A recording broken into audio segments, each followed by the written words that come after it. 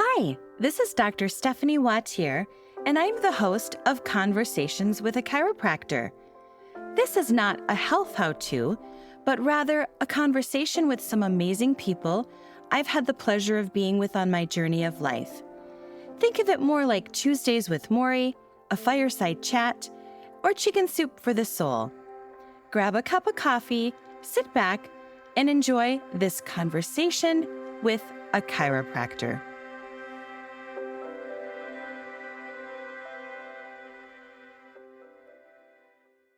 Today on Conversations with a Chiropractor, I am joined by Diana Oman, and many of you in the Upper Peninsula know her as a healer and an author. But I'm going to go way back to Diana's childhood, growing up on the water at Little Girls Point. Tell our listeners, where's Little Girls Point? Okay. Well, first of all, thank you for having me on your podcast. It's my pleasure. I'm so happy to talk to you. This will be fun. It will be. Yes. So Little Girls Point is on the far western tip of the Upper Peninsula. Okay. It's 6 miles from the Wisconsin border. It's a tiny little, mostly seasonal community. There are a few residents that live there all year, maybe a couple dozen. Wow. Yeah. So was this a summer place for you? This is where your folks brought you in the summer?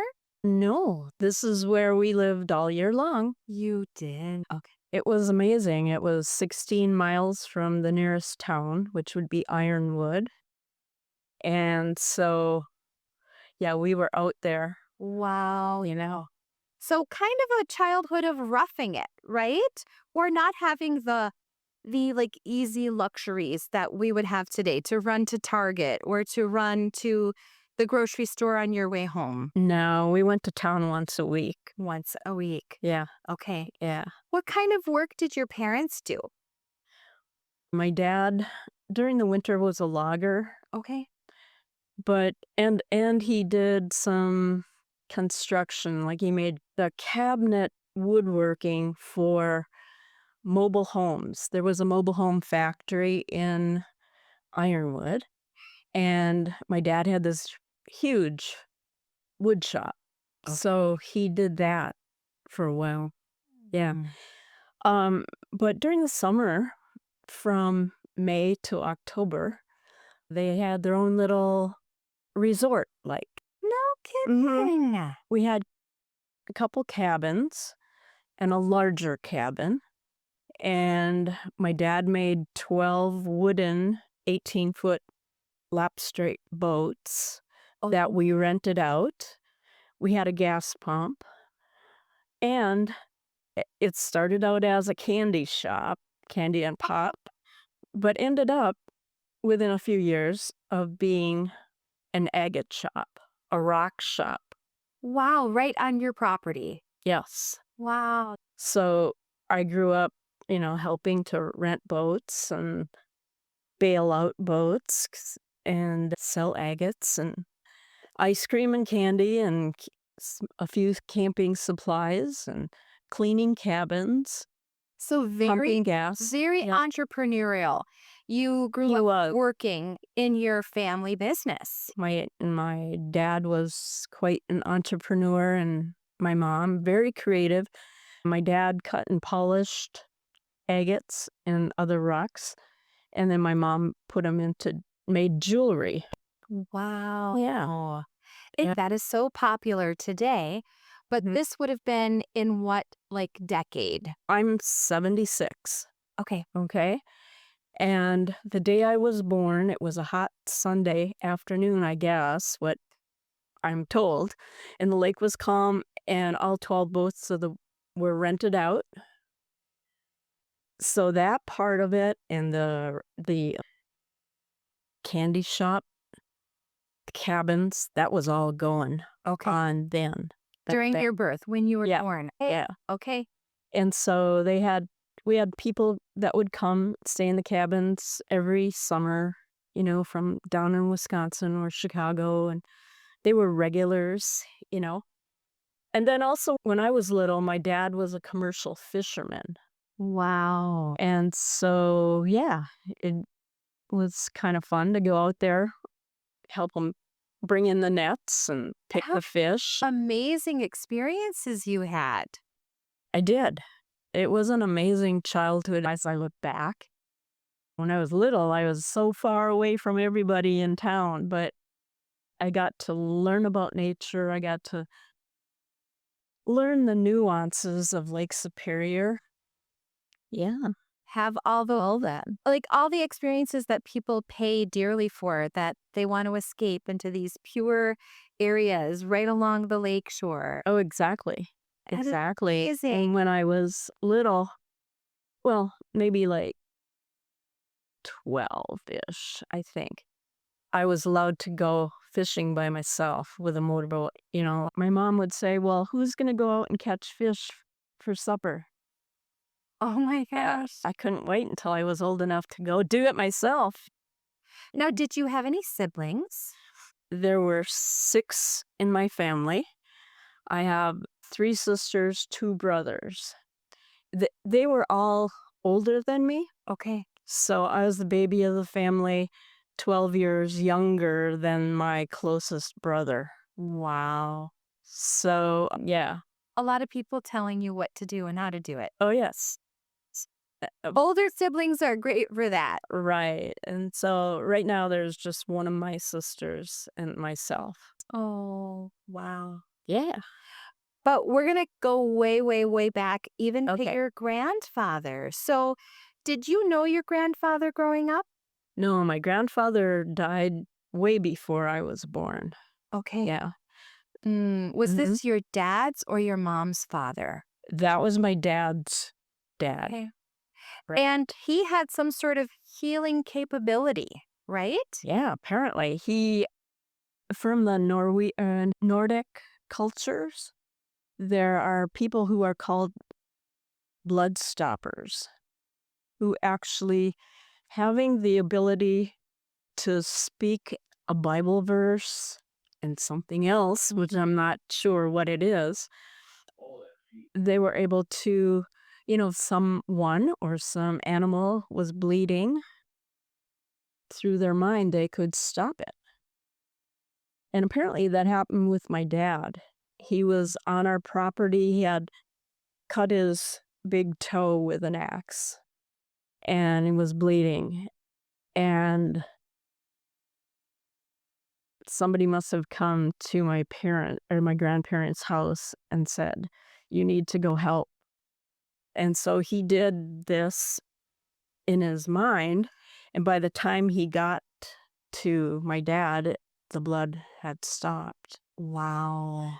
But apparently he did this for neighbors and neighbors' animals. And yeah, Would they have attributed it to like a spiritual healing? Like were they of a specific faith that he felt, or that they thought that he had like a spiritual gift? I've tried to research a little bit on blood stoppers in the Scandinavian. My grandparents came from a Swedish island off the coast of Finland. Oh. But I do believe that we're all also, back in ancestry type of thing. There's connections with the Laplanders. They're And Finnish, right? you're The Laplanders Finnish? I think they're Finnish. Okay. Yeah. Anyway, there's word of blood stoppers in some of the writings about Oh, wow. things. So was it like a shamanic thing? Is it a spiritual healing kind of thing? I'd say yes to all above, all the natural healing that people were regularly used to using back then. And would this have been something that was like passed down from generation to generation? That's what my dad said, that it had to be passed down on the male side from the 7th son to the 7th son, that kind of thing.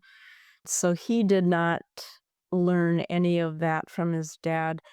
He did say that My aunts could have learned it, however, but they didn't want to. They were afraid of it. Yeah.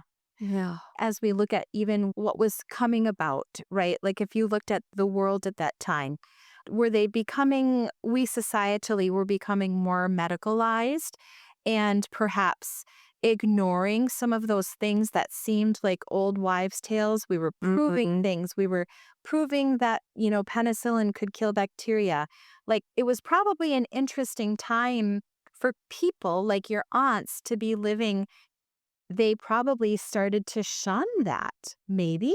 Right. I don't know. I think it's kind of a religious shunning as well. That's what, a sin? Okay. Yeah. So even though it could have by any means been a spiritual gift, they viewed it as being not from their God. Yeah. Maybe? Maybe. Something like that. Maybe. Interesting. Yeah. So you grow up and you graduate from, did you go to Ironwood High School? I did. And then tell me about your choice for a profession. So, yeah, I spent 1 year at the community college in Ironwood, and then I transferred to Northern Michigan University here in Marquette, and I majored in health and recreation and education. So there was an opening at your high school that you graduated from in Ironwood for a physical education teacher? There was. Okay. Yes. And so I applied and I got it. Wow. So for 17 years, I was the 7th through 12th grade gym teacher, and then also the girls' basketball coach, tennis coach, volleyball coach, track field. That. A pretty small school, I would imagine. A lot of those girls probably played many sports. I think they did. Yeah. Yeah. Yeah. Which is really neat, Yeah. that they had that well-rounded experience. It was an amazing time, and, being able to teach people how to have fun. I couldn't believe people were paying me to do it. So tell me a little bit about, what happened after 18 years, or that 17 years of being an instructor? You started to get into a little bit of like looking deeper into like healing and alternative health. I took a sabbatical from teaching, went down to Michigan State, and explored the possibility of becoming a physical therapist. Okay. And I even apprenticed with a physical therapist while I was down there. Loved it. But then all my credits were older. So basically, I did take some credits at Michigan State, but then realized I would have to have another 5 years of education. And so I chose another route. I met some people while I was in Lansing who were starting a patient advocacy company. And they wanted me to come and work for them. Don't go back to teaching. And I was going, what? Because I had fully intended to go back. But I stayed that summer and worked with them and loved what they were doing and how they were doing it, and the care and compassion, and how it was a win-win for patients and hospitals and us. I stayed, and I did that for 18 more years. Wow. Yeah. That's how beautiful and unique, like something brings you down to East Lansing. You really think physical therapy is what you're going to do. And then patient advocacy. Yeah. For 18 more years. A plot twist that I didn't see coming. Right. So the people that owned this company were very much into the holistic alternative medicine field. Okay. And so part of my job with them would be to travel to different hospitals downstate and we worked with the billing offices Oh. and we helped the billing offices, we helped their patients who had large medical bills to be able to get Medicaid or Social Security disability so that their hospital bill could be paid.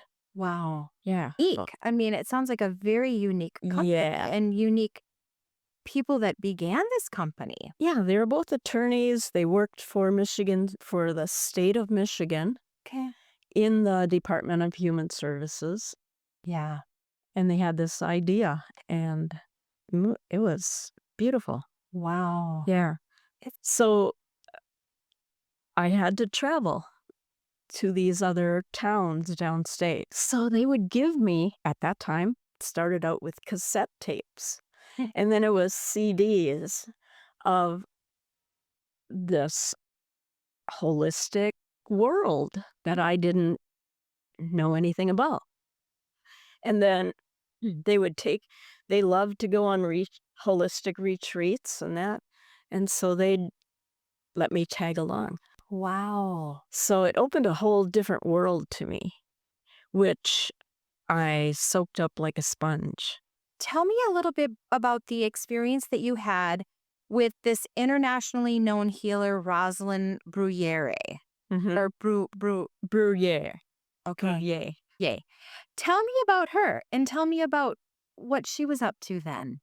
She was and is still a healer, an energetic healer who is able to connect with the body's energy centers, which are called chakras.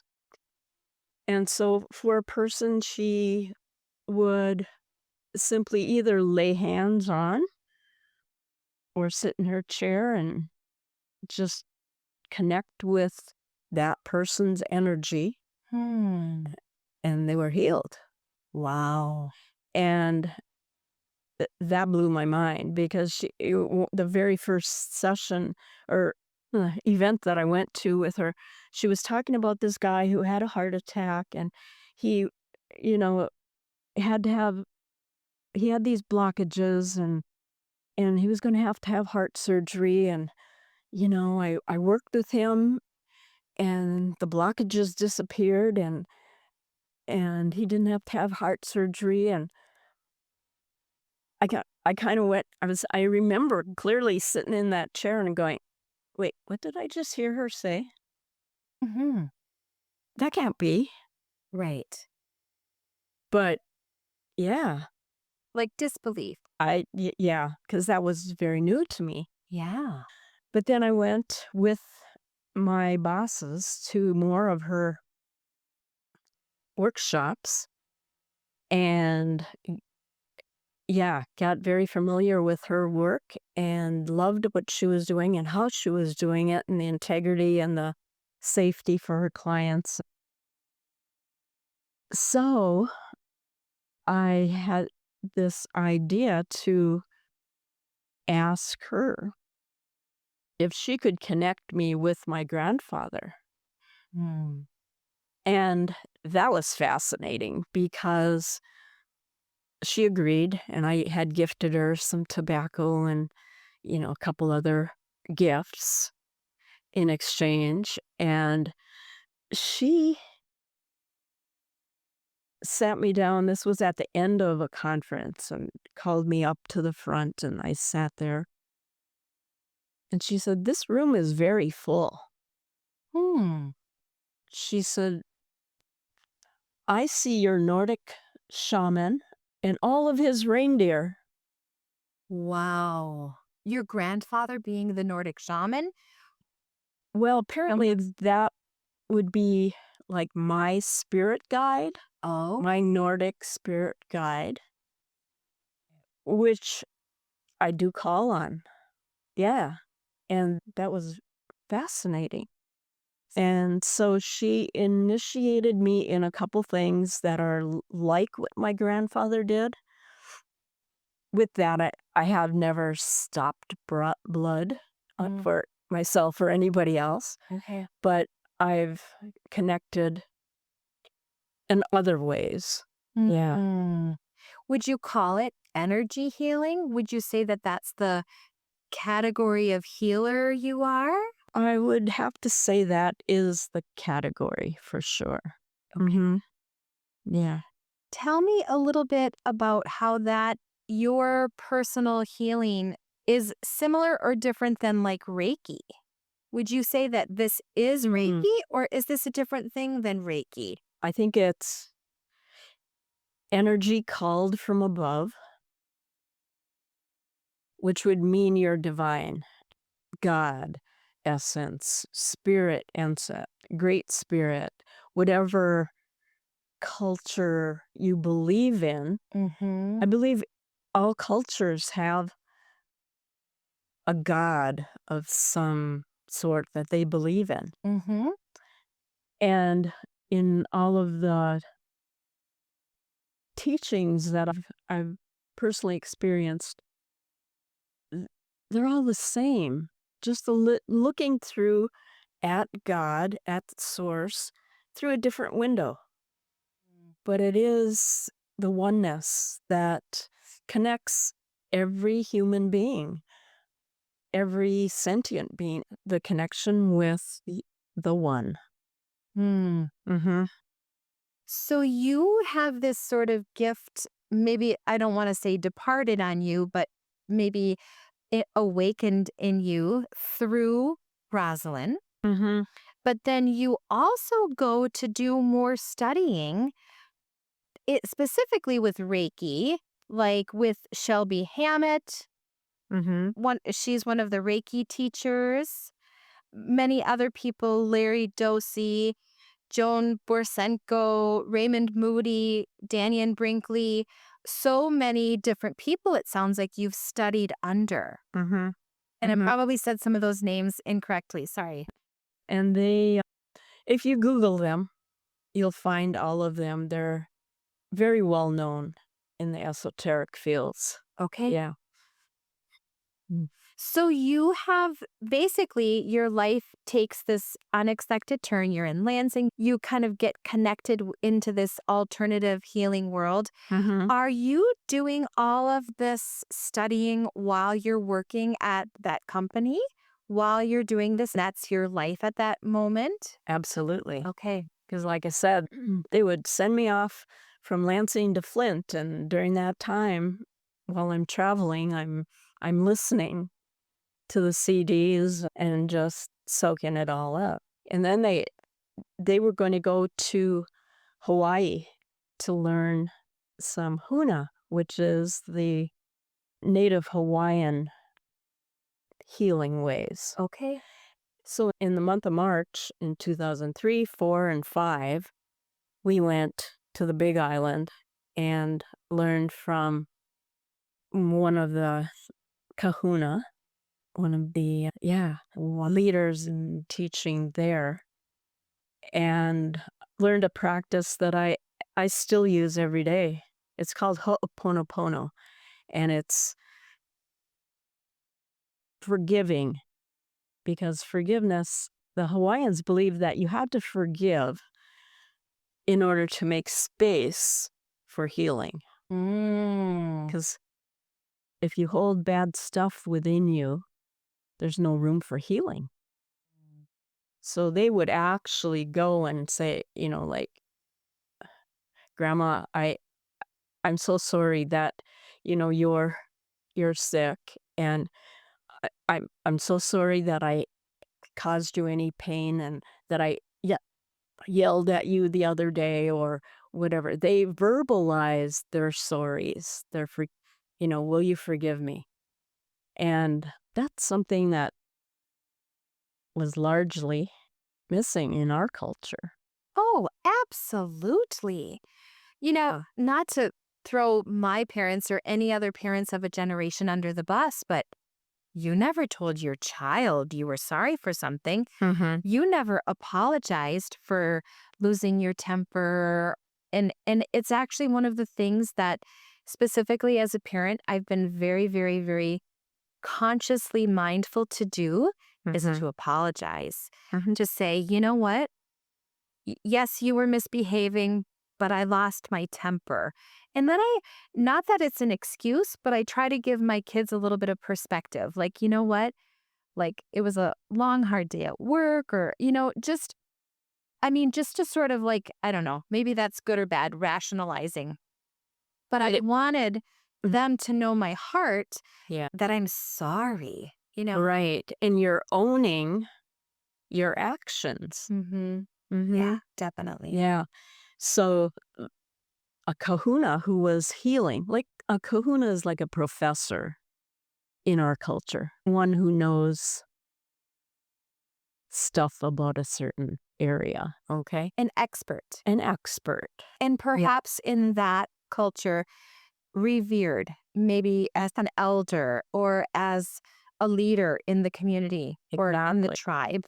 And so before a kahuna would come to the home to heal that person, all family members had to do ho'oponopono with that. And ho'oponopono is to make it right. Ho'o is to make it right and true between two people. Pono is right and true. So pono. Okay. So say that whole term again. Ho'o. Ho'o. Okay. Pono. Ho'oponopono. Yes. And so, yeah, that was 20 some years ago. I still use that every day. Wow. Mm-hmm. It's just become part of me, and I believe that it has transformed myself in ways that I didn't know would happen. Mm-hmm.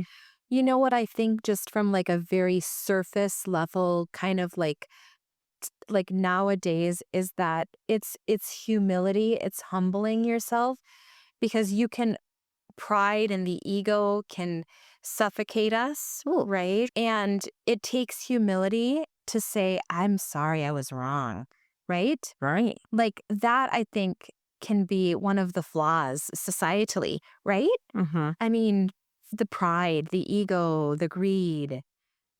Right, because it's not life-giving, it's life-sucking. Mm-hmm. And so the Hawaiians, from what I understand and have learned, is doing things that are right and true so that you can stand in your power.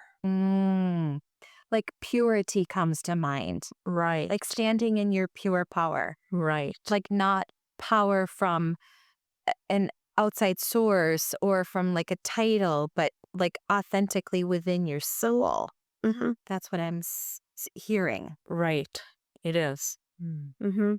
You not only went to Hawaii, but you have been trained, I'm going to make a list, in Tai Chi, Laho Chi, therapeutic touch healing touch for animals, the body talk system, the Huna intensives in Hawaii.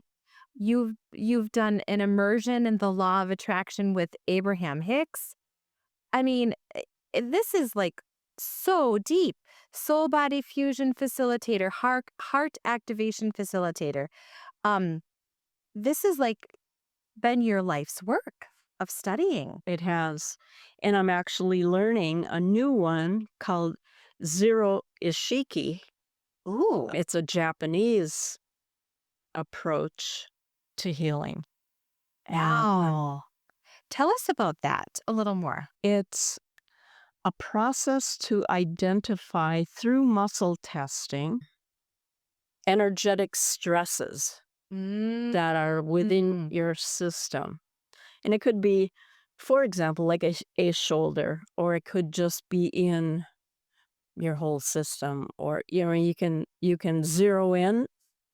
This is a very different kind of healing modality, but I'm going to tie it in. I've had my friend Dr. Jill Balla, who's a chiropractor, on, and she has like a tool that she uses that, for lack of a better term, is energetic.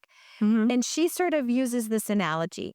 If you bump your toe on the way to getting your arm sliced off. I hate to be graphic, but the toe isn't the biggest priority of healing. It's like the bleeding arm that got like deeply cut. Right. So sometimes I think that we are like the toe, we're focusing on like the body's wrong priority. Like maybe you're diagnosed with, I don't know, irritable bowel syndrome, but you actually have a yeast overgrowth. Or, if we want to even go like energetically, you maybe have like you're in a horrible relationship and you're always nervous to go home and your stomach acid is like, I mean, I always say, I love Bessel van der Kolk, The Body Keeps the Score. It's so profound to me that you've done all this deep diving energetically, because sometimes I think people literally cut themselves off from thinking about that. It's just black and white. My shoulder hurts. I must have aggravated my shoulder. But what is really in the depths of them?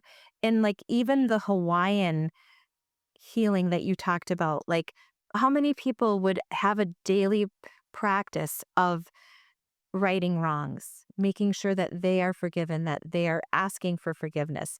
Like in my mind or opinion, that would clear so much, quote unquote, bad energy. It does. And when that bad in quotes energy is cleared, then there's room for healing. And in all of those modalities, there's that common thread that there's always an emotional component. There's always something that's been brewing and you haven't allowed the energy from that situation or that person or the workspace or you haven't allowed that to flow through your system. We keep it inside and it's got to squirt out eventually somehow. And we're physical. This is our physical temple. So it's going to squirt out in some kind of physical form. Absolutely. Yeah. So like if I have something going on, I check my emotional side in that. And I also come to you for chiropractic, Because it can cause a physical subluxation. Like that's the thing too. I am like pro healing in every way, form, sense. But we do have to acknowledge that even if we clear ourselves energetically, there's the possibility that a structural issue sort of remained. Exactly. But by never, if somebody comes into me, always with the neck, we know, you and I can say, there's something that is unresolved. There's something that has been brewing, trying to squirt out, as you say, in some way. Yeah. So there's so much to talk about, but I want to jump to your lovely book that is called My Heart Smiles. That you wrote that in, did you write it in 2014 or that's when it was published? That's when it was published in 2014. And that little book has a life of its own. It's still being, oh, hey, take me over there and do a presentation. And you got one lined up for later this month. Yeah. Yeah. Tell me a little bit before we dive into the book. Okay. Tell me a little bit about what prompted you to write this book? I consider myself kind of an accidental writer. Okay. Author. I was following a practice from the Abraham Hicks Law of Attraction, having a difficulty falling asleep. Okay.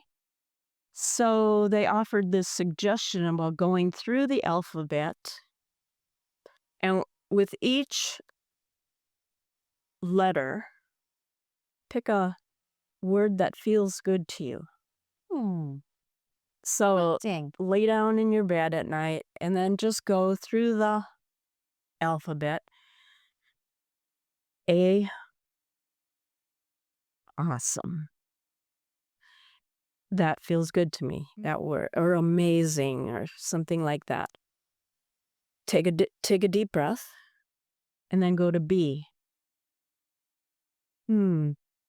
Beauty. C. Creation. Just go right through the alphabet with a word that feels good to you. And it might be a word like that. It might be a person. Oh, because often I would slip my sister's names in there, like that. And eventually what happens is that you can't make it all the way through the alphabet because you've fallen asleep. Yeah. So with that practice, I got bored with one word. So then I did like 2 words or a phrase for each letter. And then I couldn't remember them. So I started writing them down. And in my clump of friends here in Marquette, I happened to bring it up that, my Abraham group friends, that I had written these down. And one of my friends, Colleen O'Hara, said, we could make a book. I could illustrate it for you. And I went, what? But we ended up doing it. And she illustrated in a fun and primary color kind of way. And yeah, so it became a positive affirmation book in an ABC style. But it's not just for tiny people growing up. It's for anybody. Yeah. I'm going to read this J page. Okay.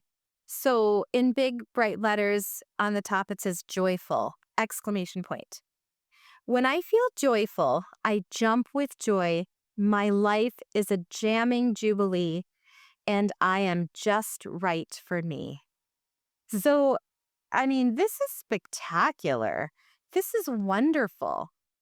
What a cool, of course, like what a neat idea. And yeah, my heart smiles. Yeah. And it was just going to be a book for family and friends, right? But little did I know that if you want a book with a hardcover book in color, and you want it, what is that, like 8 by 11? That's like a page size, like page size. Yeah. That's going to be pricey. Yes. And so, yeah, but I wanted a book, right? Because this is, Yes, because I'm going to write. I want a book. absolutely. And so, yeah. So I had to order like 4,000 copies. So is it self-published? It's self-published. And how did you go about finding someone who would create these books? Well, in our Marquette area, in Ishpeming, Stacy Willie at Globe Printing walked me through the whole process. Yeah. Wow. And so, yes, even the book at the very beginning stages, it came in a couple weeks before it was meant to. And I hadn't even sent in all the money for it. It was like, let's get this out there. We got things to say.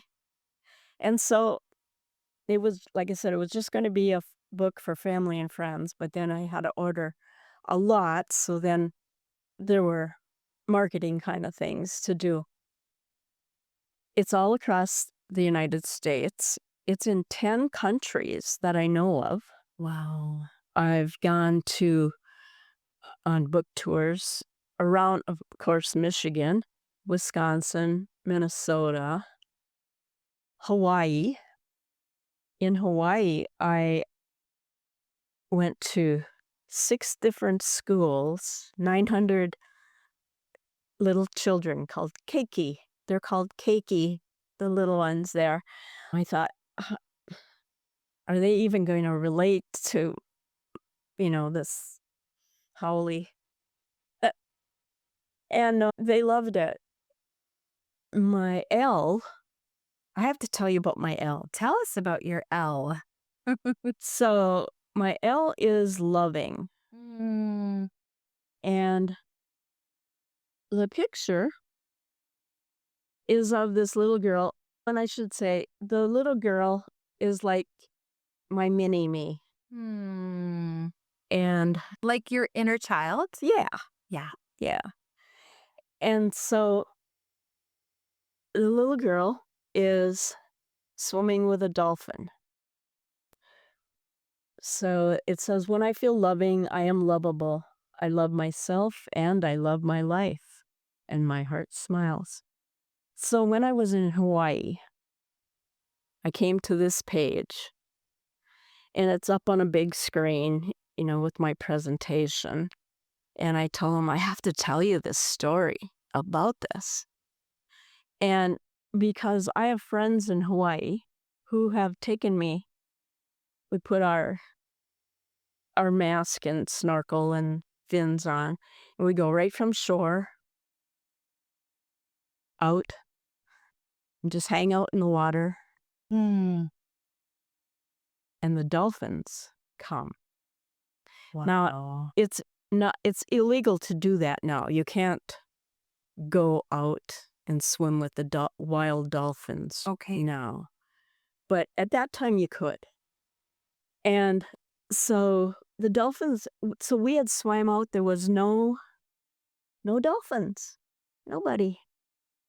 And so I thought, well, I'll read them my book. Maybe they'll come. And so I had my snorkel on like this. I'm going, A is for awesome. It went right through my book. Hmm. When I got to L, loving, the dolphins showed up. Wow. I had the Hawaiian teachers and the little kids crying because they know their connection with the ocean and with the dolphins and how special that is. Wow. So what a beautiful, specific page for everyone who looks at your book, reads your book. Mm-hmm. What a moment. Yeah, What that a was. moment. You can't forget. You can't write stuff like that. No, you can't. No. Yeah, that would be in like a blockbuster movie. Yes. Diana is reciting her book underwater through her snorkel, and the dolphins come. Yeah. When you get to loving. Yeah. One other thing I want to say about my book is, the words are big and bold. Mm-hmm. I was told I had to have a glossary. I tried to write a glossary and it didn't work. So what I did instead, it was like, where was I? Where was I when I was feeling awesome? Where was I when I was feeling brilliant or daring or fabulous? And so then at the end of the book, it's like, or at the end of the glossary, it's, well, now what's your alphabet story? Wow. So I've used this in schools with young authors, Mm-hmm. because it just gives you a chance to stop and appreciate all the good stuff that you've experienced yourself and where you are. And in this moment, if you're not feeling well, try to shift your mind to, okay, well, things don't seem so great right now, but what do I have that I can appreciate right now? Mm. And you can talk yourself up the emotional scale. I think so many of us, I'll use Western culture as an example, and I am overgeneralizing, but so many of us, and even my sweet 17-year-old daughter the other night was like, I just feel like it's a checklist. I'm just checking off this. And, she's had a very intense senior year, College of Music auditions. Mm-hmm. And there is literally some days where she will get up, get ready for school, go to school until 3, have piano lessons, violin lessons, have an orchestra rehearsal, and she gets home at 10. And the other night she's like, I didn't study for my statistics exam. And I was like, just go to bed. Like the best thing you can do is sleep. Yeah. And some people might say you've allowed her to be overscheduled, or they can, whatever. People, this is a moment in time. But how many of us, we wake up, we rush to work, we run home, we go to the gym, and then we basically mind numb ourselves with television or something to quote unquote soothe ourselves. Right. And then we go to bed and then we wake up the next day. There is so little time in our life for self-reflection, I think in general, Mm-hmm. and so little emphasis put on that. And I'm going to kind of circle this back, but the buzz all over the place is like, what can I do for my nervous system? What can I do for my nervous system? And I talk about this a few episodes ago, like just really talking about what is your actual nervous system. Mm-hmm. Now, not one moment in this whole time of our talking have you used the word nervous system, and yet you're healing your nervous system. Yes. I won't say it, the hawapaha popo, ho'o, ho'o, ho'o, Pono. ho'oponopono. Right. I mean, what can be more healing of your soulful essence in your body and soul Mm-hmm. than that forgiveness? Mm-hmm. I just feel like we've spun out of control culturally, Yeah, because if we would take 10 minutes to do some breath work or to do ho'oponopono or some calming thing, that's considered selfish because you should be doing this and you should be doing that and I should be doing this and paying attention to. I think priorities have gotten a little wobbly with that. It's really important to take the time, Mm-hmm. do that first, Yeah. and then. Mm-hmm. Mm-hmm. But you're going really deep. Like, and I even maybe mentioned in that podcast, like, just breathe, right? But that is something that a lot of people can't even do, is just slow down to take a deep breath. I Right. mean, that is like so surface, so superficial. And I mean, if we go back to this glossary Mm-hmm. and how you wrote all of these things, A to Z, like where you were when you felt certain emotions, Right. I am actually going to challenge our listeners to do that, to do this exercise, because I think that alone is healing. That could be Oh, it is. their healing process. And I've had feedback that people who haven't been able to get to sleep have fallen to sleep using that. Mm. You know what happened with me? I would do this in the evening, right? Mm-hmm. And after about a month, I would find myself, before I even opened my eyes in the morning, I was going through an alphabet of good feeling words. And that popped me out of bed in a good feeling place. Yeah. I never expected that. But it happened, and it can happen to anybody. Absolutely. Yeah. So this might be the most beautiful place to close our time together, Mhm. because your glossary, I'm just going to read one. When I feel energized, I eagerly sit out on the bow of the boat, any lake or ocean, feel my electric connection with the wind, the sun, and the waves. Like just thinking about that positive moment experience, bringing yourself back to that Mm-hmm. is healing. Mm-hmm. You end your My Heart Smiles book, you say, what's your alphabet story? Mm-hmm. So whether someone does this at night to go through and help them relax and help them sleep and help them connect, like what a brilliant and powerful thing would this be for us all to write our own alphabet stories, Exactly. Like, People are into journaling and such. And sometimes the journaling is all the things that went wrong. Well, what about journaling some good into your life. Some good, positive energy, because we are what we think about. Absolutely. We just are. With so many negative things happening in the world, the other day I thought, I'm going to try to see how grateful I can be for every moment, right? So I just, like I woke up and my dog, first thing needs to go out. And I was like, oh, I'm so grateful for my dog. And then I walked down our steps and I was like, oh, I'm so grateful for this super cushiony carpet that I get to put my feet on. Yeah. And then I opened the door to go to bring her out. And I'm not trying to toot my own horn, but some mornings I have no thoughts except for I better get the dog up before she pees on the carpet. Yeah. You know what I mean? Yes. Like, so It's life. it's life. The intentionality of it, the purpose, the focus. Yeah. If we all could shift our focus, Mhm.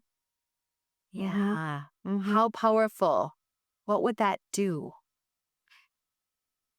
It would do a lot to change the vibration and the mass consciousness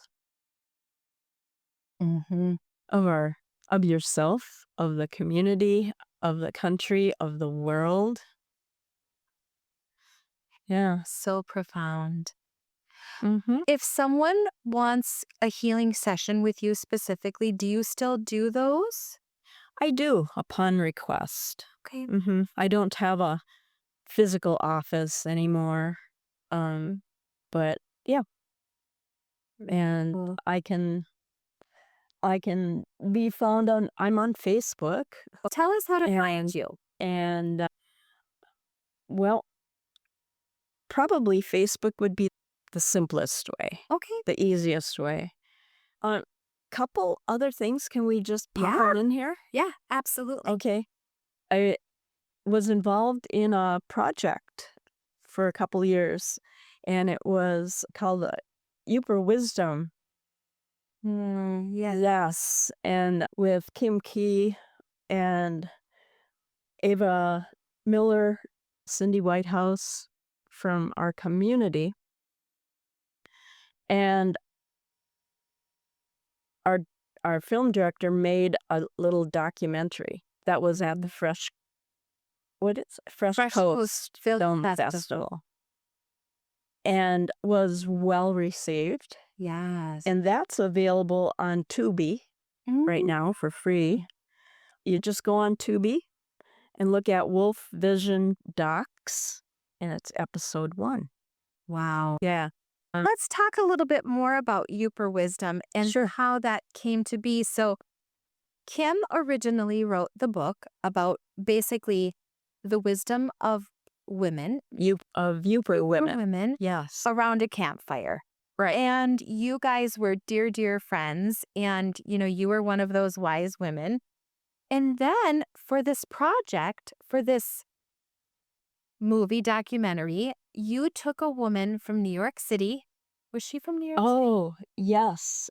So from the Fresh Coast Film Festival, someone from PBS saw that and then came to us and asked if we would be willing to create a 6-episode series for PBS TV on taking someone from a city environment out into nature in the UP and teaching about the healing ways of nature. And so we did that. And it is almost completed. About a month ago, we talked with our producer, and it's nearing completion. So that'll be exciting to see if indeed it comes out on PBS or if it will be on another channel. Wow. Let's just take a moment to honor Kim. Yes. And let's talk about her a little bit. Sure. Kim Key was an amazing healer in this Marquette community, craniosacral therapist, a dear, beautiful, sweet friend. Yes. And she left this earth in her physical form in October.